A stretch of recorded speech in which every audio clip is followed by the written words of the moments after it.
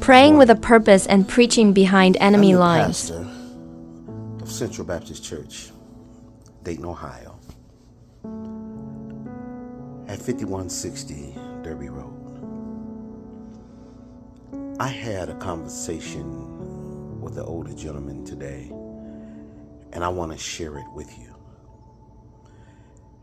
It supports our mission for this month when we say praying with a purpose and also preaching behind enemy lines. Because you can find yourself in a position that you're struggling. And we need to know that God is on our side. And God will never send you somewhere He can't keep you. So I want to encourage someone to build your relationship with God. Keep your relationship with God. And watch how God brings you through some storms that some people couldn't even imagine you've gone through. Be encouraged. And I pray that this video encourages you as well. God bless you. Again, praying with a purpose and preaching behind enemy lines is a true fact. Have a good day. Hey, Farmer. Got a question. I'm recording something. What's your real name, Farmer? Clarence. Huh? Clarence. I'm named after my daddy's brother. What year was you born? I was born in 1961. Yeah? And when you got here, they railroaded you? They railroad. Got me just straight railroad. How long did they send you to jail? They sent me to jail for 18 years. They took that. For what crime? For burglary Uh-huh. and involuntary manslaughter. But you say you didn't do none of that. None of that. Well, how did they get away with putting you in penitentiary all that time? They didn't have no oversight, no media, no public was ever involved in the prosecution and the actual sending me Did they know you didn't do it? out. They told me they know I didn't do it. They even made a joke about it. What'd they say? They told me, hey, you want to hear something funny? I said, yeah. They said, we know you didn't do it. You know you didn't do it. But guess who gonna do the time for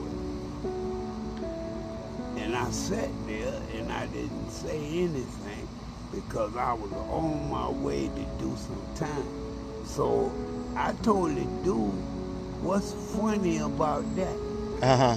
I'm getting ready to go do the time for a crime you just told me y'all already know I didn't do. Y'all said, I know I didn't do it. And it's funny to y'all that I gotta go step off all this time for something y'all say happened.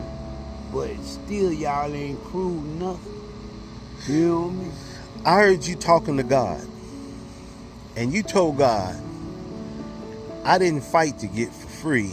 I fought to stay alive.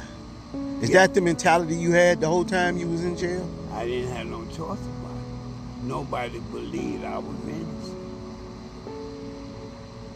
They even told me before I stepped off the first day, we know you didn't do it. So I was under the conclusion that once you pillar of society Uh-huh. and you in the society of crime and punishment, you can have your cake and eat it too. That's the impression I was under. So I felt like, you know, they showed me that even when they're wrong, they're right. Okay. You see what I'm saying? Right. Yeah, and you know, the penitentiary system is a system it's been established long before I was born. So when I got caught up in it, ain't no changing anything about something that was going on before you were born. All you can do is adapt. Right. Adapt to the system or finish the time that you got pulled because of being caught up in this system. I want to use this conversation to encourage young people to think. Yeah.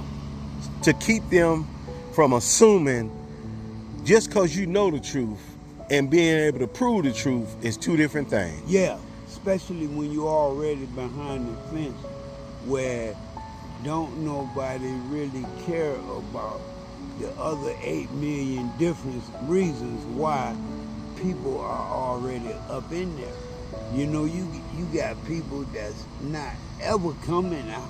Right. You see what I'm saying? And when you run into a person like that, you don't know whether to believe what they're saying or not. But you happen to find out for yourself that innocent people can be in jail because you was innocent and still in there. Yeah. Oh yeah, and stepped off every single day in spite of all the organizations that been put in place nowadays. See, you got to understand that the Innocent Project was just becoming to be used by people that been wrong in the system for over 30 years. So let me conclude it with this. All that you've been through. I watched you work around the house, and I finally found out who you was talking to. So would you say you built a relationship with God over the years, or were you upset with God? Were you angry with God? How? No, I think what happened with me was I come to the realization that even though, you know, you really don't know for yourself about all this God stuff. When you look at what's going on in this world, at this pace that it's going, you got to realize it's something above us, right, that's controlling it all. Mankind can't control the weather. So the storms that you've been through, would you agree, although it wasn't fair according to man, that God blessed you to survive it? Oh yeah. I do believe that. I don't believe that God would have carried me through all of that. Okay. I don't believe that. I believe I was carried through all of that to teach me with uncertainty that it is a divine creator out there. Amen. I'm going to let you get back to doing what you're doing. Okay. Thank you for talking to me.